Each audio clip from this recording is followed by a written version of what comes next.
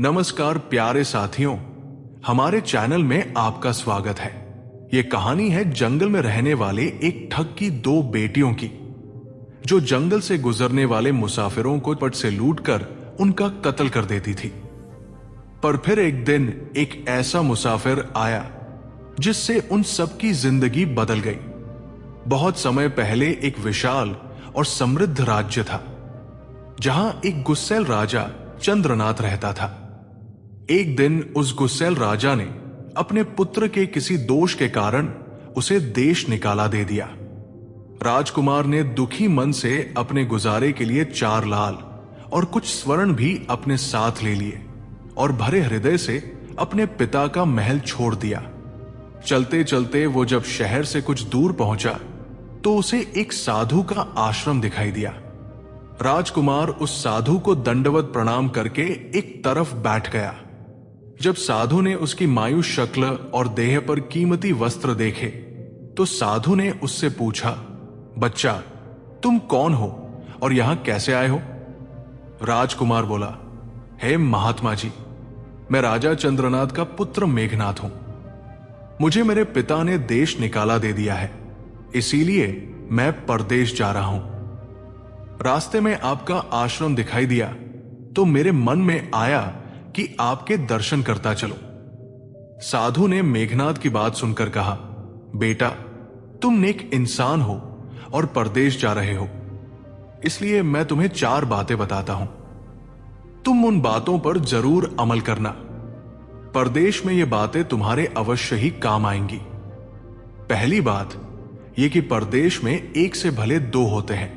दूसरी बात यह कि परदेश में दूसरे के हाथ का बना खाना मत खाना। अगर खाना भी पड़े तो पहले किसी जानवर को खिला देना। तीसरी बात यह कि परदेश में किसी दूसरे की बिछाई हुई चारपाई पर मत सोना। अगर सोना भी हो तो पहले बिस्तर को अच्छी तरह झाड़ लेना। चौथी बात यह कि यदि कहीं शत्रुओं के फंदे में फंस जाओ तो जहां तक हो सके नरमी और ज्ञान की बातें सुनाकर अपना उद्देश्य प्राप्त करना। साधु ने कहा, मेरी ये 4 बातें हमेशा याद रखना। साधु की बातें सुनकर मेघनाथ ने उसे प्रणाम किया और परदेश चल पड़ा। जब बहुत दिन बीत गए तो वो एक जंगल में पहुंचा। वहां उसने देखा कि एक चील एक कछुए के बच्चे को लेकर उड़ रही थी। संयोगवश बच्चा उस चील के पंजे से निकलकर गिर गया। मेघनाथ ने कछुए के तड़पते हुए बच्चे को देखा तो उसे बड़ी दया आई। उसने मन में सोचा, इस बच्चे को पालना चाहिए। इस बच्चे को पालने से 2 बातें होंगी। पहली तो यह कि इस बच्चे के प्राण बच जाएंगे और दूसरी यह कि साधु द्वारा कही गई पहली बात भी पूरी हो जाएगी कि सफर में एक से भले 2 होते हैं। यह सब सोचकर मेघनाथ ने बच्चे को अपने साथ ले लिया। अब सफर में उसके साथ वो कछुए का बच्चा भी हो लिया। कुछ दिन के सफर के बाद राजकुमार को एक अच्छा सा स्थान दिखाई पड़ा। उस स्थान पर पहुंचकर उसने कुछ खाया पिया और फिर कछुए के बच्चे से बोला, तुम यहां बैठे रहना, मैं जरा थोड़ी देर सो लूं। यह कहकर मेघनाथ एक पेड़ के नीचे सो गया। उसी पेड़ के ऊपर एक सांप और एक कौ रहते थे। उन दोनों का यह दस्तूर था कि जब कोई मुसाफिर उस पेड़ के नीचे ठहरता तो सांप उसे डस लेता और कौआ उसकी आंख निकाल लेता। नाग ने जब सोते हुए मुसाफिर को देखा तो पेड़ से उतरकर राजकुमार को डस लिया। सांप के डसने से ही तुरंत राजकुमार के प्राण पखेरु उड़ गए। कुछ देर में जब कछुए की नजर मेघनाथ पर पड़ी तो वो उसे मरा देखकर बहुत घबराया और मेघनाथ के ऊपर बैठकर रोने लगा। तभी कौआ भी पेड़ से नीचे उतरा और जैसे ही उसने मेघनाथ की आंखें निकालनी चाही, कछुए ने झपटकर कुएं की गर्दन को मुंह से पकड़ लिया। कौआ ने बहुत जोर लगाया, लेकिन कछुए ने उसे नहीं छोड़ा। फिर कौआ ने सांप को पुकारा। कौआ की आवाज सुनकर सांप आ गया। उसने कछुए की पीठ पर डंक मारा, लेकिन कछुए ने अपना मुंह भीतर कर लिया। सांप ने कई बार कछुए की पीठ पर डंक मारा, लेकिन हर बार कछुआ अपना मुंह अंदर कर लेता। जब सांप का कछुए पर बस नहीं चला तो उसने कछुए से प्रार्थना की, तुम मेरे मित्र को छोड़ दो। यह सुनकर कछुआ बोला, नहीं, तूने मेरे मित्र को डसा है, अब मैं भी तेरे मित्र की जान लूंगा।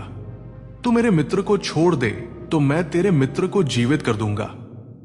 यह कहकर सांप ने काटी हुई जगह पर मुंह रखकर मेघनाद के शरीर से विष खींच लिया और बोला, अब तो मेरे मित्र को छोड़ दो। कछुए ने जब राजकुमार को देखा कि उसे थोड़ा होश आ रहा है और उसका जहर उतर रहा है तो उसने केवे को छोड़ दिया। जब मेघनाद को होश आया तब कछुए ने उसे सांप के डसने का सारा हाल सुनाया। कछुए की बात सुनकर तुरंत मेघनाद के मन में साधु की बताई पहली बात खटकी। उसने सोचा, साधु की एक बात तो काम आई कि एक से भले दो होते हैं। मन ही मन उसने साधु को धन्यवाद दिया और आगे बढ़ चला। चलते चलते कुछ दिनों के बाद जब वे समुद्र के किनारे पहुंचे तब कछुए के बच्चे ने कहा, मित्र, मेरा देश आ गया है, यदि तुम कहो तो मैं अपने माता पिता से मिलाऊं। उनसे बिछड़े बहुत दिन हो गए हैं, वे बहुत दुखी होंगे। मेघनाथ ने उसे जाने की आज्ञा दे दी और स्वयं रात को वहीं समुद्र के किनारे उस जंगल में ठहर गया जिसमें राजकुमार ठहरा हुआ था। उसी जंगल में वहां से कुछ दूर एक ठग का परिवार रहता था। ठग की 2 लड़कियां और 4 बेटे थे। उसकी बड़ी बेटी ज्योतिष विद्या जानती थी। जब भी कोई राहगीर या यात्री उस जंगल से गुजरता और उसके पास कुछ कीमती होता तो ठग की बड़ी बेटी अपनी विद्या से उसकी जान ले लेती थी। आज फिर से उसे बहुत दिनों बाद बहुत से खजाने की महक आई। उसने अपने पिता से कहा, ऐसा प्रतीत होता है कि इस जंगल में एक पथिक आया हुआ है। उस पथिक के पास 4 लाल है। यदि तुम लोग उस पथिक को यहां ले आओ तो उससे लाल लेना मेरा काम है। यदि वे लाल हमको मिल जाए तो हम जन्म भर के लिए निहाल हो जाएंगे, परंतु उस पथिक को मारना मत, उसे जीवित ही पकड़ लाओ। ठग अपने बेटों के साथ तुरंत उसकी तलाश में निकल पड़ा। वे थोड़ी ही दूर चले होंगे कि उन्होंने देखा एक आदमी एक पेड़ के नीचे सो रहा है। उसे देखकर उन्होंने सोचा कि यह वही पथिक हो सकता है जिसके पास लाल है। वे उसे पकड़कर ले गए और अपनी बड़ी बेटी के हवाले कर दिया और बोले, इससे लाल निकलवाना अब तेरा काम है। ठग की बड़ी बेटी ने पूरे आश्वासन के साथ कहा, तुम लोग चिंता मत करो, मैं इससे लाल निकलवा लूंगी। ठग की छोटी बेटी ने जब मेघनाद को देखा तो वो दिलोजान से उस पर मोहित हो गई। पहली ही नजर में वो अपना दिल उस नौजवान राजकुमार को दे बैठी। भाइयों के डर से कुछ कह तो नहीं सकी, लेकिन मन ही मन उसे बचाने की युक्ति सोचने लगी। कुछ देर बाद ठग की बड़ी बेटी ने खाना बनाया और उसमें जहर मिला दिया। वही खाना उसने मेघनाद को परोस दिया। जब थाली मेघनाद के सामने आई तो उसने खाने के लिए निवाला तोड़ा। जैसे ही वो खाने को हुआ तभी उसे साधु की कही गई दूसरी बात याद आई। उसने थाली में से थोड़ा सा भोजन निकाला और कुत्ते के सामने डाल दिया। जैसे ही उस खाने को कुत्ते ने खाया वो तुरंत मर गया। ये देखकर मेघनाथ ने भोजन नहीं किया।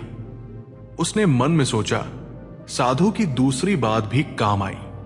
अपनी इस चाल को असफल होते देखकर ठग की बड़ी बेटी को गुस्सा तो बहुत आया, पर वो अपने गुस्से को अंदर ही अंदर पी गई। उसने मेघनाथ के सोने के लिए पलंग तैयार करवाया और उससे कहा, जाओ पथिक, ऊपर के कमरे में तुम्हारे लिए पलंग तैयार करवा दिया है, अब तुम आराम करो। कई दिनों की सफर की यात्रा के कारण थका हुआ राजकुमार जब ऊपर आया तो उसे बढ़िया धुली हुई चादर पलंग पर बिछी हुई दिखाई दी। उसने सोचा, जो हुआ सो हुआ, कई दिनों के बाद चैन की नींद तो सोने को मिलेगी। वो जैसे ही पलंग पर बैठने को हुआ तो उसे साधु की तीसरी बात याद आई कि परदेश में हमेशा बिस्तर को झाड़ कर सोना। जैसे ही उसने बिस्तर को झाड़ा तो उसके होश उड़ गए। वो बिस्तर एक कच्चे सूत से तैयार किया गया था, जिसके नीचे आग का कुआं था। मेघनाथ ने देखा कि कुएं के अंदर बड़े बड़े आग के अंगार धधक रहे हैं। उसने सोचा, साधु की तीसरी बात भी काम आई। उसने एक बार फिर मन ही मन साधु का धन्यवाद किया और पास पड़ी एक टूटी हुई चारपाई पर लेट गया। थोड़ी देर पहले जो राजकुमार चैन की नींद लेने की सोच रहा था, अब नींद उसकी आंखों से कोसों दूर थी। अब तो उसे अपनी जान के लाले पड़े थे। वो सोचने लगा, आज की रात बचना बहुत कठिन है। तभी ठग की छोटी बेटी मौका पाकर आई और कहने लगी, हे प्रिया, मैं तुम पर दिलोजान से न्योछावर हूं, परंतु आज की रात मेरे वश में कुछ नहीं है। आज की रात मेरी बड़ी बहन की बारी है। जिस तरह भी हो सके, बस आज की रात मेरी बहन से अपने प्राण बचा लो। कल मेरी बारी है। हे स्वामी, मैं तुम्हारी दासी हूं, मैं तुम्हें साफ बचा लूंगी। इतना कहकर ठग की छोटी बेटी चली गई। जब सब लोग खाना खा चुके तो ठग की बड़ी बेटी ऊपर बने कमरे में चली गई। उसने सोचा, अब तक तो पथिक राख बन चुका होगा। पर जैसे ही वो कमरे के अंदर आई और देखा कि पथिक तो बिल्कुल सही सलामत टूटी हुई चारपाई पर लेटा हुआ है, तो उसके क्रोध की कोई सीमा न रही। तुरंत उसने कटार निकाली और क्रोध से बोली, हे पथिक, या तो अपने सारे लाल मुझे अभी के अभी दे दे, वरना मैं तुझे मार डालूंगी। उसी समय मेघनाथ को साधु की चौथी बात याद आई कि यदि कभी शत्रुओं के फंदे में फंस जाऊं तो जहां तक हो सके नरमी और ज्ञान की बातें करके अपना उद्देश्य प्राप्त करने का प्रयास करना चाहिए। उसने सोचा कि आज रात बचना कठिन है, परंतु साधु की चौथी बात को आजमाना चाहिए। यह सोचकर मेघनाथ ने लड़की से कहा, मेरे पास लाल नहीं है।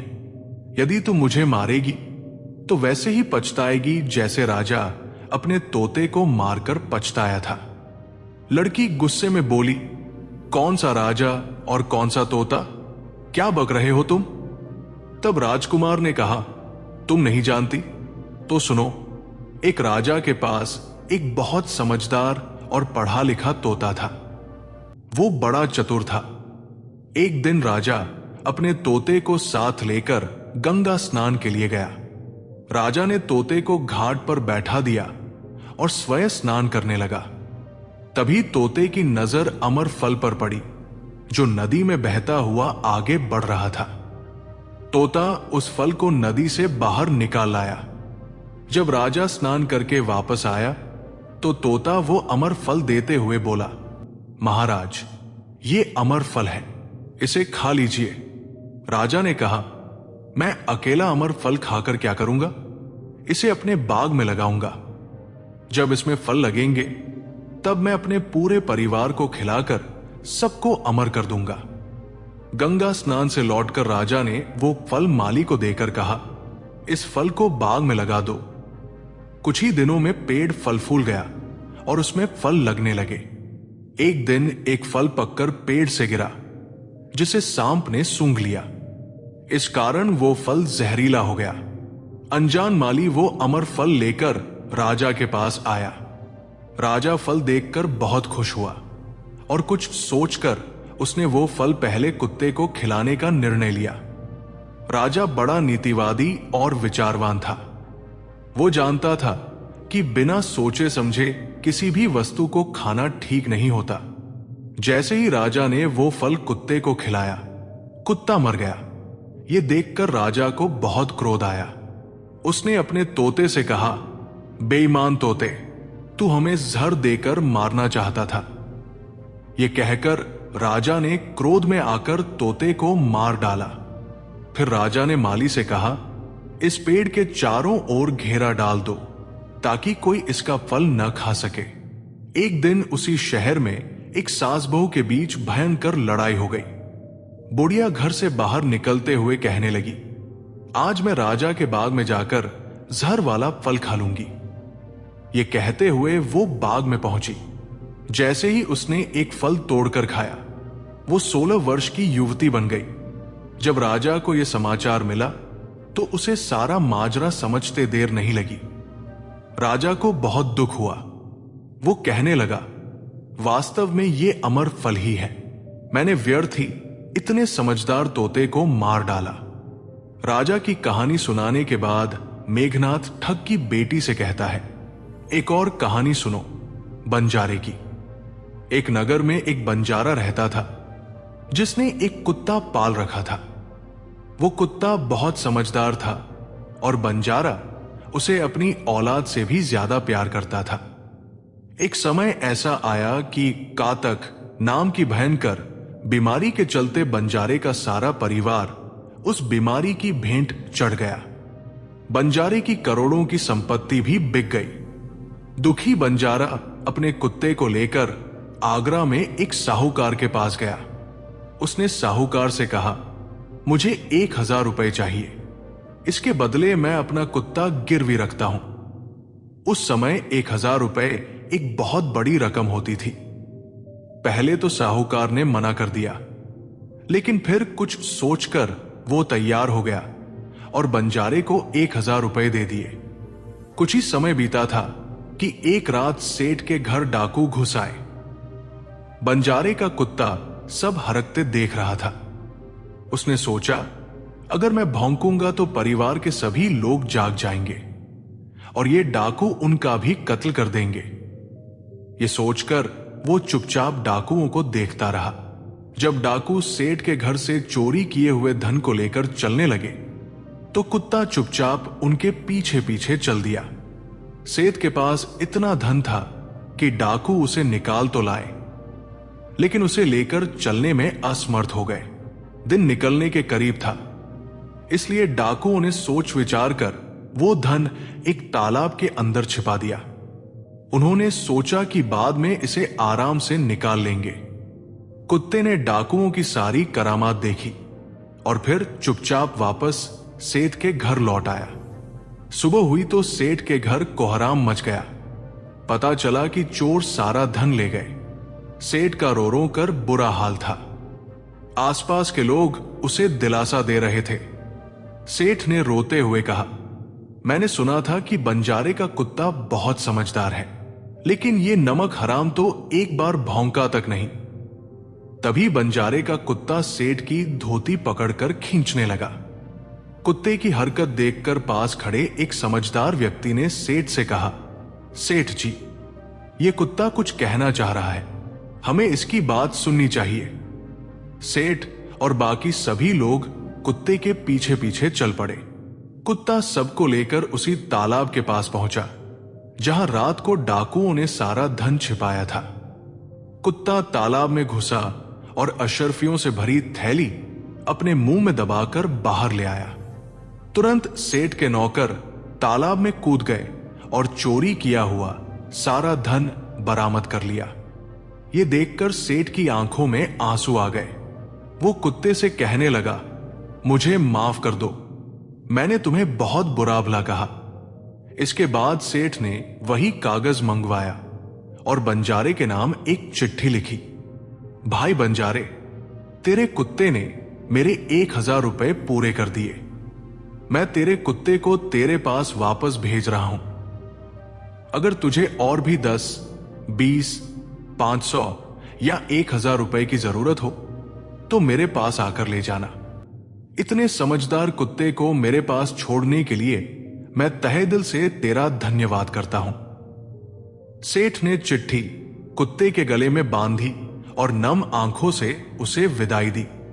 कुत्ता घूमते घूमते जब 4-5 दिन बाद बंजारे के पास पहुंचता है तो कुत्ते को देखकर बंजारे के तन बदन में आग लग जाती है।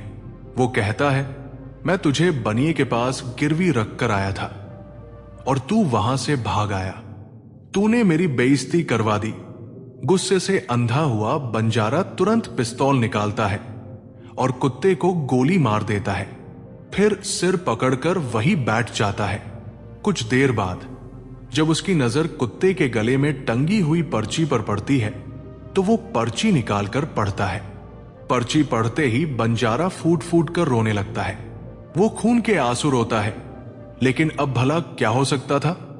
इतनी दास्तान सुनाते सुनाते सवेरा हो गया। तब ठग की बेटी ने मेघनाथ से कहा, आज तो तूने मुझे बातों में लगाकर अपनी जान बचा ली, परंतु आज रात मेरी छोटी बहन की बारी है। वो तुझे हरगिज जीवित नहीं छोड़ेगी। जब ठग की छोटी बेटी को पता चला कि मेघनाथ सही सलामत है, तो उसकी खुशी का ठिकाना न रहा। अपनी बहन को दिखाने के लिए उसने ऊपरी मन से कहा, तुम निश्चिंत रहो बहन, मैं आज इसे लाल लिए बिना नहीं छोड़ने वाली। दिन बीता और रात हुई। तब ठग की छोटी बेटी मेघनाथ के पास गई और बोली, भगवान का शुक्र है कि तुमने अपनी चालाकी से जान बचा ली। मेघनाथ बोला, तुम सब ऐसा क्यों करते हो? तब ठग की छोटी बेटी बोली, हमारी तो यही रीत है। मेरे भाई और बाप मुसाफिरों को पकड़कर लाते हैं और हम बहनें अपनी चालाकी से उनका माल हथियाकर उन्हें मार डालते हैं। फिर वो बोली, पर तुम चिंता मत करो, मेरे पास इसका भी उपाय है। आज रात को सबके सोने के बाद हम यहां से भाग चलेंगे और कहीं बहुत दूर चले जाएंगे, जहां मेरे भाई और बाप कभी न पहुंच सके। मेघनाथ बोला, पर यह सब होगा कैसे? वो बोली, यहां से निकलने का एक ही उपाय है। मेरे पिता के पास 2 ऊंटनियां हैं। एक दिन भर में 60 कोस चलती है और दूसरी दिन भर में 100 कोस। तुम उनमें से बड़ी ऊंटनी को खोल लाना। तब तक मैं हम दोनों के लिए कुछ धन बांधकर तैयार रखूंगी। जब आधी रात हुई, तब मेघनाथ ऊंटनी को खोलने चला गया। वो ऊंटनी तो ले आया, लेकिन जल्दबाजी में बड़ी ऊंटनी की जगह छोटी ऊंटनी को ले आया। ठग की बेटी बहुत सा माल लेकर ऊंटनी पर बैठ गई और दोनों चल दिए। जब ऊंटनी चलते चलते 60 कोस पहुंची, तो वो जंगल में रुककर खड़ी हो गई। जंगल में ऊंटनी को खड़ा देखकर मेघनाथ और ठग की बेटी के होश उड़ गए। ठग की बेटी बोली, अनर्थ हो गया। तुम रात के अंधेरे में बड़ी ऊंटनी की जगह छोटी ऊंटनी ले आए। अब मेरे पिता और भाई आते ही होंगे, वे हमें नहीं छोड़ेंगे। इधर जब सवेरा हुआ, तो ठग ने देखा कि उसकी बेटी और मुसाफिर दोनों गायब हैं। उसने सोचा, निस्संदेह वो बदमाश मेरी बेटी को भगा ले गया है। तब उसने वहां जाकर देखा तो पाया कि छोटी ऊंटनी गायब थी और बड़ी वही थी। उसने सोचा कि वे ज्यादा दूर नहीं गए होंगे। ऊंटनी पर सवार होकर उसने उसे तेजी से दौड़ा दिया और थोड़ी ही देर में जंगल के उस स्थान पर पहुंच गया जहां मेघनाथ और उसकी बेटी ठहरे हुए थे। मेघनाथ ने उसे आते देखा तो वो बहुत घबरा गया और कहने लगा, देखो, तुम्हारा बाप आ रहा है, अब उससे प्राण कैसे बचेंगे? लड़की ने कहा, घबराओ मत और जो मैं कहती हूं उसे ध्यान से सुनो। जाओ और उस पेड़ पर चढ़ जाओ। जब मेरा बाप तुम्हें पकड़ने के लिए आएगा और पेड़ पर चढ़ेगा, तो मैं चुपके से बड़ी ऊंटनी पर चढ़कर उसे तुम्हारी डाल के नीचे खड़ा कर दूंगी। तुम कूदकर ऊंटनी पर बैठ जाना। इस प्रकार हम दोनों बचकर यहां से निकल जाएंगे। यह सुनकर मेघनाथ तुरंत पेड़ पर चढ़ गया। उसी समय ठग भी वहां पहुंच गया। पिता को देखकर उसकी बेटी ने चतुराई से कहा, पिताजी, ये दुष्ट मुझे धोखे से यहां भगा लाया है, आप इसे छोड़ना मत। यह सुनकर ठग गुस्से से तिलमिला उठा। उसने मेघनाथ को पेड़ पर चढ़ा देखा और उसे पकड़ने के लिए ऊंटनी से उतरकर पेड़ पर चढ़ने लगा।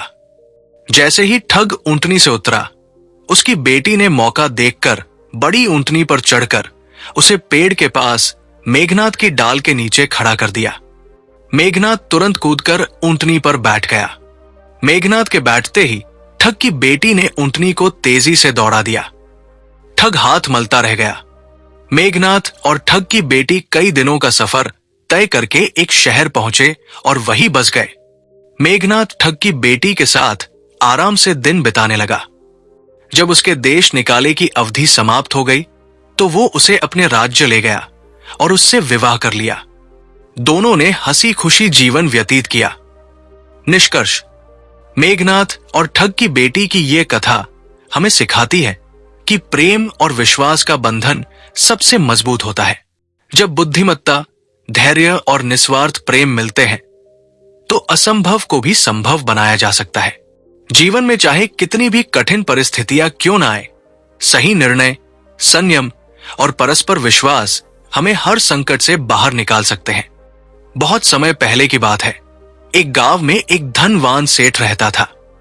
सेठ इतना अमीर था कि उसके घर में किसी चीज की कमी नहीं थी और उसका कारोबार लाखों में चलता था। उसके परिवार के सभी लोग सदाचारी और धर्मात्मा थे। इसी परिवार में एक कन्या का जन्म हुआ जिसका नाम था आंचल। आंचल बहुत ही बुद्धिमान और संस्कारी लड़की थी। उसे भगवान की भक्ति का गहरा लगाव था। वो समय समय पर गरीबों की मदद करती और बड़े बुजुर्गों की सेवा को अपना पहला कर्तव्य समझती थी। समय बीतता गया और आंचल जवान हो गई। जब उसकी उम्र विवाह के योग्य हुई तो उसका विवाह एक अच्छे परिवार में कर दिया गया। आंचल के ससुर बहुत ही अमीर थे, लेकिन साथ ही बहुत कंजूस भी थे। जब आंचल दुल्हन बनकर ससुराल पहुंची तो उसने किसी को भी शिकायत का मौका नहीं दिया। अच्छे संस्कारों में पली बढ़ी होने के कारण वो अपने पति और ससुर की खूब सेवा करती थी। अपनी सेवा और व्यवहार से उसने पूरे परिवार का दिल जीत लिया। धीरे धीरे आंचल को ससुराल में रहते हुए कई वर्ष बीत गए। एक दिन सुबह सुबह की बात है। आंचल अपने घर के आंगन में झाड़ू लगा रही थी। तभी दरवाजे पर एक युवा सन्यासी महात्मा आया। उसने दरवाजे के बाहर खड़े होकर कहा, मैं सन्यासी हूं, बाबा को भिक्षा दे दो। जब आंचल ने उस नवयुवक सन्यासी की आवाज सुनी तो वो तुरंत आंगन से बाहर आ गई। आंचल सन्यासी को देखकर मुस्कुराते हुए कहने लगी, अरे बाबा, तुम्हें इतनी जल्दी क्यों है? थोड़ा और सब्र कर लेते। आंचल की ये बात सुनकर वो सन्यासी बोला, देवी, मुझे डर लग रहा है। सन्यासी का जवाब सुनकर आंचल फिर से हंसने लगी। इधर आंचल और सन्यासी की बातचीत चल रही थी। उधर आंचल का ससुर, जो उस समय घर में मौजूद था, इन दोनों की बातें ध्यान से सुन रहा था। जब सेठ ने अपनी बहू के मुंह से यह सुना कि आखिर इतनी जल्दी भी क्या है, तो उसके कान खड़े हो गए। उसे संदेह हुआ कि उसकी बहू, जो अभी नई नवेली दुल्हन है, और ये युवा सन्यासी महात्मा शायद एक दूसरे को जानते हैं।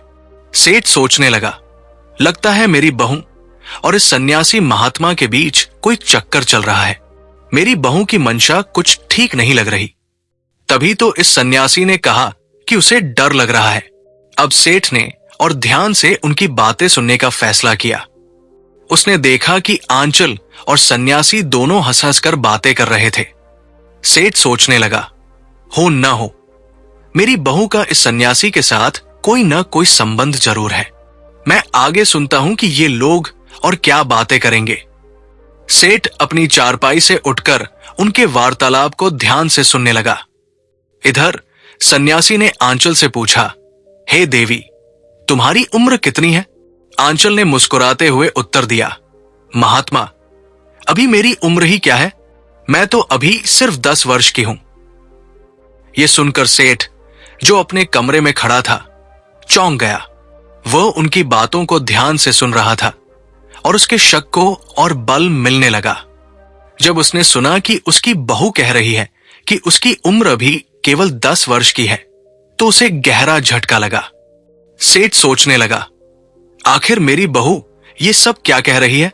उसे इस सन्यासी महात्मा से इतना बड़ा झूठ बोलने की क्या जरूरत है? उसने अपनी उम्र इतनी कम क्यों बताई? उधर महात्मा ने उस बात को दोहराते हुए कहा, अच्छा, तुम्हारी उम्र सिर्फ 10 वर्ष की है? आंचल हंसते हुए बोली, जी हां महात्मा जी, अभी तो मेरी आयु सिर्फ 10 वर्ष की है। सन्यासी ने फिर पूछा, तो देवी, तुम्हारी सासू मां तो घर पर होंगी ही, उनकी क्या उम्र है? यह सुनकर आंचल मुस्कुराई और बोली, महात्मा जी, उनकी उम्र तो मात्र 8 वर्ष की है। जब सेठ ने यह सुना कि उसकी बहू उसकी पत्नी की उम्र केवल 8 वर्ष बता रही है, तो उसका दिमाग चकरा गया। वो सोचने लगा, आखिर मेरी बहू ये कैसी बातें कर रही है? उसने अपनी उम्र सिर्फ 10 वर्ष और मेरी पत्नी की उम्र 8 वर्ष क्यों बताई? कहीं मेरी बहू पागल तो नहीं हो गई है? सेठ के शक और गहरा गया। वो सोचने लगा, ये तो साफ है कि मेरी बहू मेरे बेटे की आंखों में धूल झोंक रही है। इसका इस सन्यासी से प्रेम चल रहा है, नहीं तो अपनी उम्र इतनी कम बताने का क्या मतलब है। फिर सेठ के मन में दूसरा विचार आया, कहीं मेरी बहू मेरी इज्जत खराब करने की कोशिश तो नहीं कर रही। मुझे अभी जाकर उससे सब कुछ पूछ लेना चाहिए। लेकिन फिर उसने सोचा, अभी इतनी जल्दी बीच में बोलना ठीक नहीं रहेगा, पहले इनकी पूरी बातें सुन लेता हूं। आखिर ये दोनों आगे और क्या क्या बातें करेंगे। जब ये सन्यासी यहां से चला जाएगा तब मैं अपनी बहू से उसकी मंशा पूछूंगा। फिर इसकी शिकायत अपने बेटे से भी करूंगा। वो सेठ अपनी बहू और उस सन्यासी की बातें फिर से बड़े ही ध्यान से सुनने लगा। इधर सन्यासी महात्मा ने आंचल से फिर पूछा, देवी, आखिर तुम्हारे पति की उम्र कितनी है? आंचल ने एक बार फिर बड़ी बेबाकी से उत्तर दिया, महात्मा जी, मैं क्या बताऊं, मेरे पति की उम्र तो अभी सिर्फ 1.5 वर्ष की है। आंचल के इस जवाब को सुनकर सेठ की व्याकुलता और बढ़ गई। खिड़की के पास खड़ा सेठ सोचने लगा, मेरी बहू तो बिल्कुल ही पागल हो गई है। ये क्या अनाप शनाप बक रही है। ये खुद को 10 वर्ष की, अपनी सास को 8 वर्ष की और अपने पति को सिर्फ 1.5 वर्ष का बता रही है। अब तो हद ही हो गई। इस हिसाब से तो ये मेरी उम्र क्या बताएगी। चलो देखता हूं आगे ये क्या क्या बातें करती है। पहले इनकी पूरी बातें सुन लेता हूं, शायद ये मेरे बारे में भी कुछ कहें। सन्यासी महात्मा ने एक बार फिर आंचल से कहा, अच्छा, तुमने अपनी सास और अपने पति की उम्र तो मुझे बता दी, अब ये भी बताओ कि तुम्हारे ससुर की उम्र कितनी है। सन्यासी महात्मा के ऐसा पूछने पर आंचल ने मुस्कुराते हुए कहा, हे सन्यासी महाराज, अपने ससुर की उम्र तो मैं क्या बताऊं, मेरे ससुर का तो अभी जन्म भी नहीं हुआ। आंचल के इस जवाब ने सेठ को पूरी तरह आपे से बाहर कर दिया। वो पागल सा हो गया और उसका दिमाग चकराने लगा। उसे अब कुछ भी समझ में नहीं आ रहा था कि आखिर ये सब हो क्या रहा है। वो सोचने लगा, मेरे बेटे के साथ इसका विवाह हुआ है और ये कह रही है कि मेरे ससुर का तो अभी जन्म ही नहीं हुआ। आखिर मेरी बहू मेरे बारे में ये सब क्या कह रही है। अब तो मुझे लगता है कि या तो मैं पागल हो गया हूं या फिर मेरी बहू पागल हो गई है। इतने में आंचल सन्यासी महात्मा को भिक्षा देने के बाद अपने घर के अंदर चली गई। इधर मन ही मन जलता हुआ सेठ अपने कमरे से बाहर निकल आया। उसके मन में बार बार यह सवाल उठ रहा था कि वो जाकर अपनी बहू से ये पूछे कि वो उस नौजवान साधु के साथ हंस हंसकर उल्टी सीधी बातें क्यों कर रही थी। लेकिन फिर उसके मन में दूसरा विचार आया, नहीं, मेरी बहू तो चरित्रहीन है, मैं उससे क्या पूछूं। मैंने खुद अपने कानों से सब कुछ सुना है और अपनी आंखों से देखा है। जरूर इस साधु के साथ मेरी बहू का कोई अवैध रिश्ता है। इसने बहू होते हुए हमारे खानदान की इज्जत मिट्टी में मिला दी है। अब मैं इसे अपने घर में नहीं रहने दूंगा। उसके बाद सेठ ने ठान लिया, मैं ये मामला पंचायत के सामने लेकर जाऊंगा। पंचायत में सभी पंचों के सामने ही मैं अपनी पुत्रवधू से सवाल करूंगा। मुझे तो अब इसे पुत्रवधू कहते हुए भी बहुत घिन आ रही है। सेठ ने तुरंत आंचल के माँ बाप के घर खबर भिजवा दी कि जैसे भी हो वो तुरंत सीधे यहां पर आ जाएं। ऐसा विचार करके सेठ अपने घर से निकलकर बाहर चला गया। घर से निकलने के बाद वो सीधे पंचों के पास गया। पंचों की टोली ने जब सेठ को आते हुए देखा तो मुखिया पूछने लगा, सेठ जी, आज आपके इधर आने का क्या कारण है? आप तो बहुत परेशान दिखाई दे रहे हैं, क्या कोई बात हो गई है? सेठ दुखी होकर कहने लगा, पंच परमेश्वर, आज मैं किसी को मुंह दिखाने के लायक नहीं रहा। मेरी बहू तो बहुत ही चरित्रहीन निकली। इसके साथ साथ वो इतनी बड़ी झूठी और मक्कार है कि मैं आपको बता नहीं सकता। पंचों, मैं अपनी बहू से छुटकारा पाना चाहता हूं। मैं तो जैसे तैसे करके वहां से बचकर आया हूं, नहीं तो आज मैं अपनी बहू की बातें सुन सुनकर पागल हो जाता। मुखिया बोला, आखिर ऐसी क्या बात हो गई जो आप पागल हो जाते? सेठ कहने लगा, मुखिया जी, पहले आप सभी लोग मेरे घर चलिए, मैं वही जाकर पंचायत के सामने अपनी बात बताऊंगा। तब सेठ के बार बार आग्रह करने पर सभी पंच सेठ के साथ चल दिए। इधर सभी पंच सेठ की चौपाल पर पहुंचे और उधर आंचल के माता पिता भी आ चुके थे। सेठ ने अपनी चौपाल पर पंचायत बिठा दी। सभी लोग सेठ के दरवाजे पर इकट्ठा हो गए। आंचल के माता पिता भी वहीं पर बैठे हुए थे। इधर पंचों ने सेठ से कहा, सेठ जी, ऐसी कौन सी बात है जो आपने अपने घर पर पंचों को बुलाया है? आखिर घर में ऐसी कौन सी समस्या आ गई जिसे लेकर पंचायत करनी पड़ी? अब तो सभी पंच तुम्हारे घर पर आ चुके हैं, बताओ आखिर बात क्या है? तब सेठ ने कहा, मुखिया जी, मैं अपनी पुत्रवधू आंचल को पंचायत में बुलाना चाहता हूं। सबसे पहले आप मेरी बहू को बुलवाएं। अब तो पंचायत का आदेश मिलते ही तुरंत आंचल को बुलवाया गया। जब सेठ की बहू आ गई तो पंचों ने फिर से कहा, सेठ जी, अब तो आपकी बहू भी आ गई है। अब बताइए कि आखिर ऐसी कौन सी बात है? तुम्हारी बहू ने ऐसा क्या कर दिया जो तुम इतने दुखी हो? सेठ कहने लगा, मुखिया जी, आज सुबह जब मैं सोकर उठा तो मैंने कुछ ऐसा देखा जिसे देखकर और सुनकर मैं बहुत दुखी हो गया। मैंने देखा कि मेरी बहू आंगन में झाड़ू लगा रही थी। तभी दरवाजे पर एक नौजवान साधु आ गया। वो दरवाजे के बाहर खड़ा होकर भिक्षा मांगने लगा। जैसे ही उस सन्यासी महात्मा की आवाज मेरी बहू के कानों में पड़ी, वो उसी समय भिक्षा लेकर द्वार पर आ गई। इतना कहकर सेठ चुप हो गया। तब मुखिया ने कहा, सेठ जी, इसमें दुखी होने वाली कौन सी बात है? ये तो अच्छी बात है, ये तो हर नारी को करना चाहिए। बस इतनी सी बात के लिए तुमने अपने द्वार पर पंचायत बुला ली? घर के दरवाजे पर आए हुए साधु सन्यासी या भूखे भिखारी को भिक्षा देना हर नारी का धर्म है। इसमें इतना परेशान होने वाली क्या बात है? तब सेठ बोला, आप सभी लोग जरा सब्र कीजिए, मैं आपको पूरी कहानी सुनाता हूं। मेरी बहू की करतूत सुनकर आप लोग भी पागल हो जाएंगे। मेरी समस्या बहुत बड़ी है। यदि कोई छोटी सी बात होती तो मुझ पर कोई फर्क नहीं पड़ता। मैं पंचायत क्यों बुलाता? आप लोगों को परेशान क्यों करता? दरअसल बात बहुत ही गंभीर है और उसका फैसला सिर्फ पंचायत में ही हो सकता है। मुखिया ने कहा, ठीक है सेठ जी, आपकी बातें सुनकर तो ऐसा लग रहा था जैसे कोई बड़ी बात नहीं है।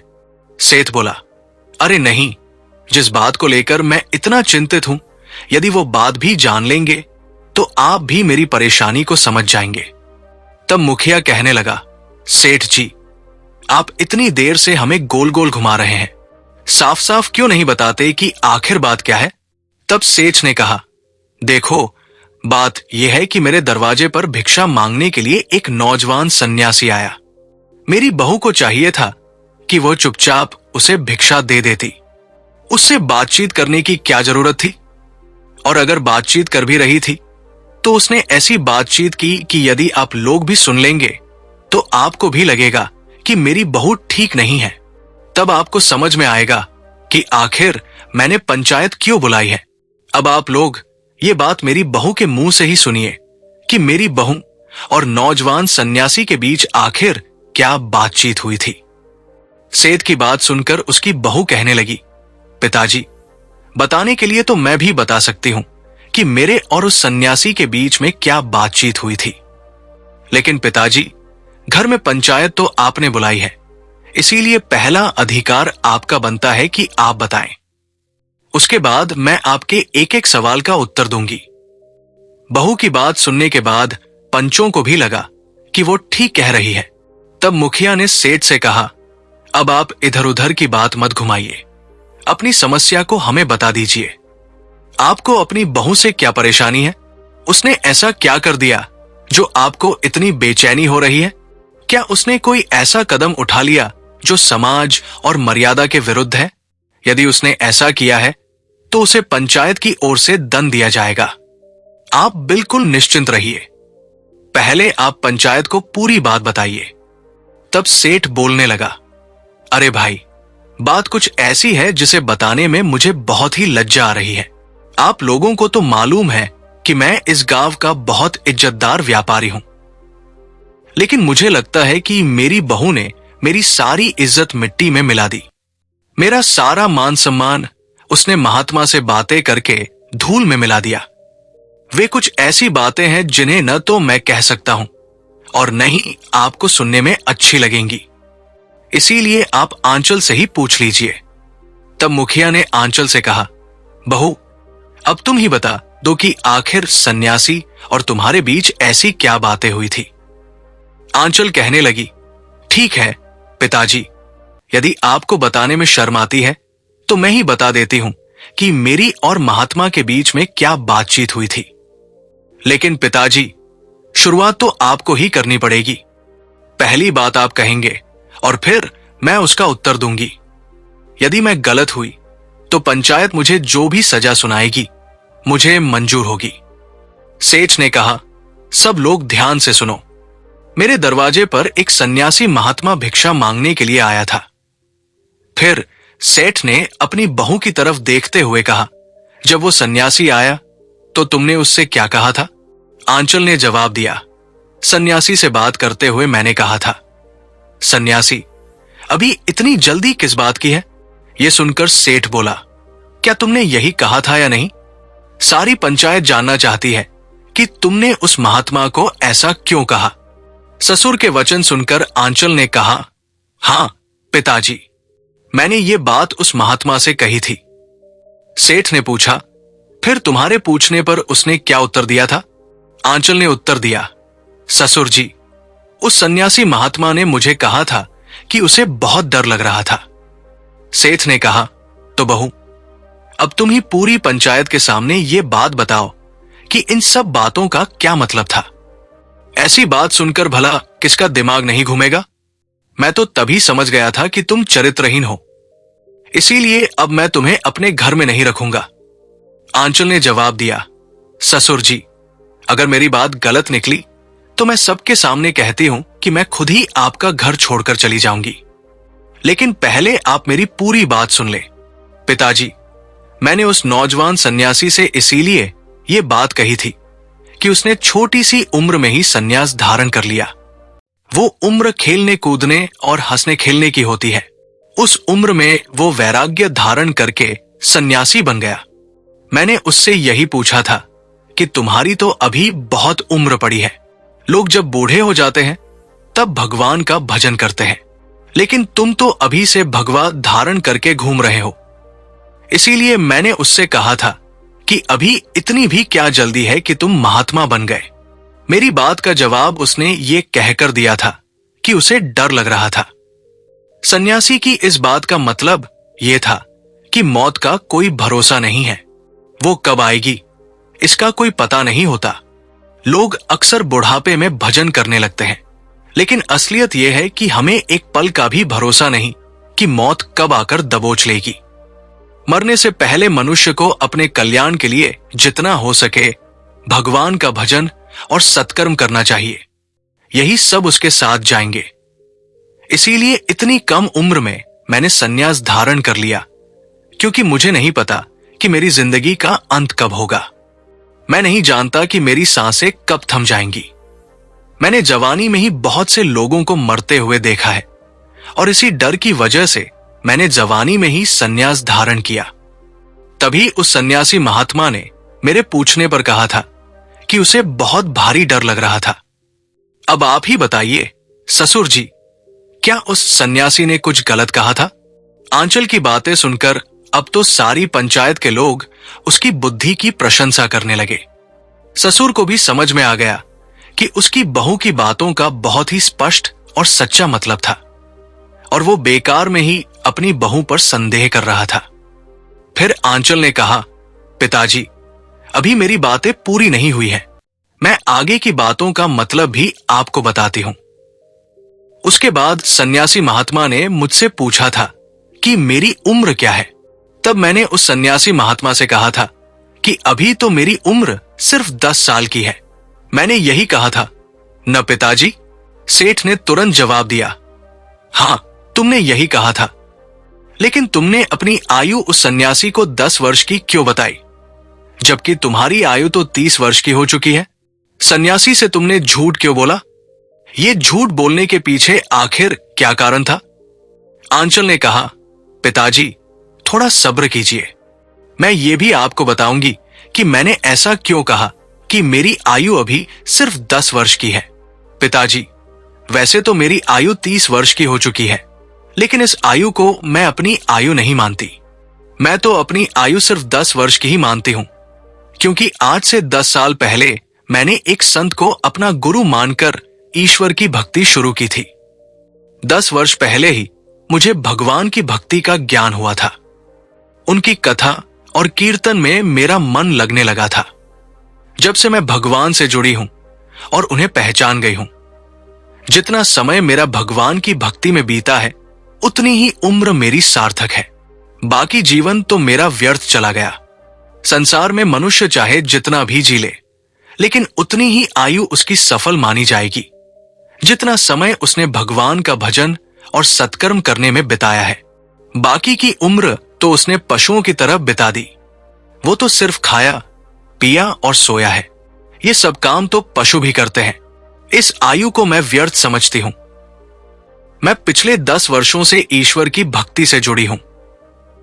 इसीलिए मैंने उस सन्यासी को अपनी आयु सिर्फ 10 वर्ष बताई थी। अब आप ही बताइए, मैंने उससे क्या गलत कहा?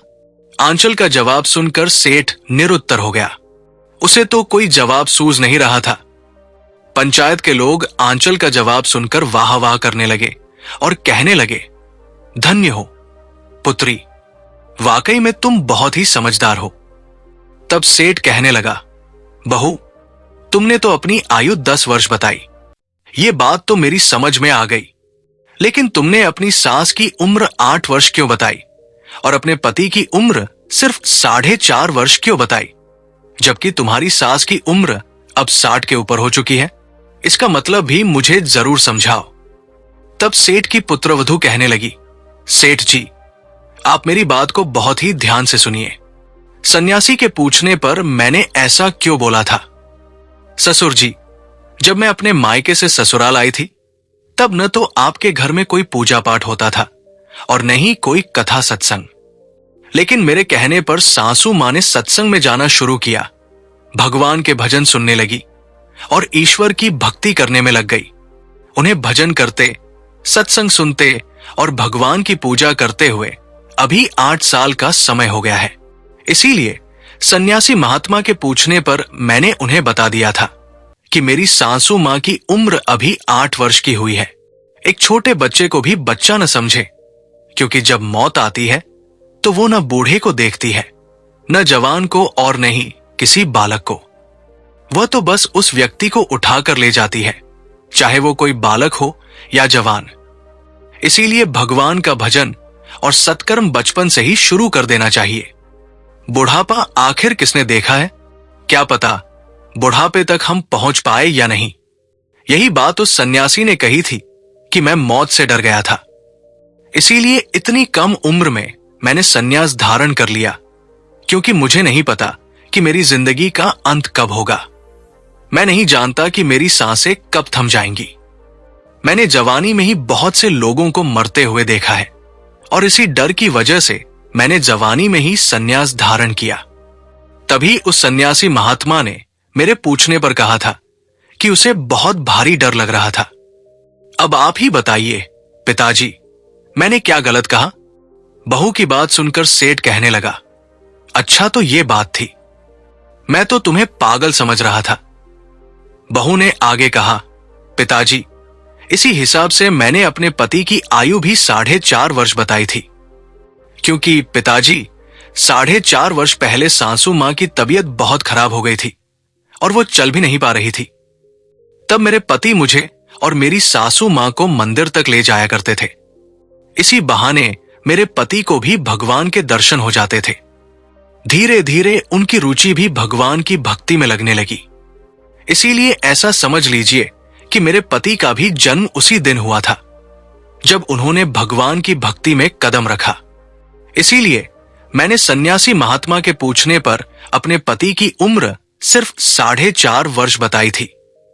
और पिताजी, अंत में मैंने आपकी बात में यह कहा था कि अभी मेरे ससुर का जन्म नहीं हुआ, क्योंकि पिताजी, जिस दिन से मैं ससुराल में आई हूं तब से देख रही हूं कि न तो आप कभी भगवान के मंदिर में गए, न कभी आप पूजा पाठ करते हैं और न ही आपने कभी किसी साधु सन्यासी का सत्कार किया। यहां तक कि आपने कभी अपने हाथों से कोई दान भी नहीं दिया, कोई पुण्य का कार्य नहीं किया। आप तो धर्म कर्म के नाम से बिल्कुल दूर ही रहे। इसीलिए मैंने आपके बारे में बोला था कि अभी तो आपका जम नहीं हुआ। सेठ कहने लगा, देखो, मैं पूरा दिन दुकान पर बैठा रहता हूं, व्यापार में लगा रहता हूं। मुझे पूजा पाठ करने का, कथा कीर्तन सुनने का समय ही नहीं मिल पाता। मैं तो तुम लोगों के भविष्य की चिंता करता रहता हूं और तुम लोगों के लिए धन इकट्ठा करता रहता हूं। बहू ने उत्तर दिया, पिताजी, आपने कभी अपनी जिंदगी में 2 रुपए का दान भी नहीं दिया। जब भी कोई धार्मिक कार्य होता है, कोई भगवान की चर्चा होती है या भगवान की कथा होती है, आप कभी उसमें नहीं गए। यहां तक कि कभी घर में बैठकर भी आपने ईश्वर का ध्यान नहीं किया। आपने अपने जीवन में कोई भी तीर्थ यात्रा नहीं की। जब आपने अपने जीवन में कोई धर्म कर्म का कार्य ही नहीं किया, तो मेरी दृष्टि से यही समझिए कि आप अभी तक पैदा नहीं हुए। इसीलिए उन सन्यासी महात्मा ने जब आपकी उम्र पूछी, तो मैंने उनसे कह दिया कि आप तो अभी पैदा ही नहीं हुए। अपनी पुत्रवधू के मुंह से ऐसी बातें सुनकर सेठ बहुत ही शर्मिंदा हुआ।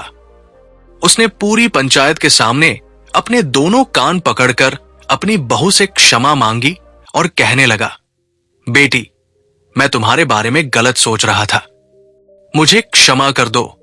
तुम्हारी बातें सुनकर तो मुझे ऐसा लग रहा है कि मुझे तुम पर गर्व होना चाहिए कि तुम सचमुच बहुत ही बुद्धिमान हो।